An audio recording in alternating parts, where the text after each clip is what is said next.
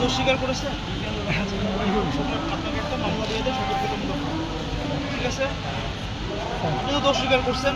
ঠিক আছে, তো কিছু মনে করবেন না স্যার, আমাদের সিনিয়র স্টাফ আর সহজ সরল মানুষ, দয়া করে স্যার এই সুযোগটাদের মামলাটা না দিয়ে, কারণ ওনার সব জুনিয়ররা এখানে দেয়।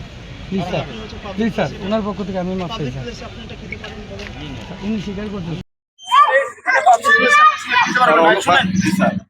এরপর থেকে আর হচ্ছে এই কোর্ট এরিয়ার ভিতরে সিগারেট খাবেন না। সবার সামনে বলেন। আপনি যে সরি এটা সবাইকে বলেন। আর করবেন? এবার আপনাকে সতর্কতামূলক ভাবে করে দেওয়া হচ্ছে। ঠিক আছে, এরপর হচ্ছে আপনি এটা করবেন।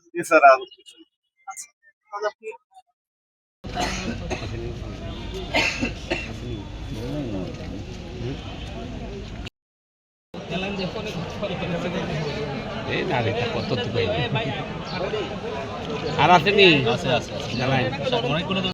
আজকে আমাদের জেলা প্রশাসকের কার্যালয় সুনামগঞ্জ এবং হচ্ছে চিফ জুডিশিয়াল ম্যাজিস্ট্রেট কোর্ট প্রাঙ্গণে পাবলিক প্লেসে ধূমপান করার জন্য আটজনকে মামলা দায়ের করা হয়েছে। তারা তাদেরকে আমরা মোবাইল কোর্টের মাধ্যমে সরাসরি ধূমপানরত অবস্থায় পাই এবং তারা দোষ স্বীকার করে অভিযোগ গঠন করা হয়, তাদের দোষ স্বীকারোক্তি নেওয়া হয় এবং তাদেরকে বিভিন্ন অর্থদণ্ড প্রদান করা হয় এবং সেই অর্থদণ্ড আদায় করা হয়। ধন্যবাদ। এই অভিযানটা কি কোর্টের বাইরে? আমাদের আজকে এই যে পাবলিক প্লেস, এখানে কোর্টের প্রাঙ্গণের ভিতরে। ঠিক আছে।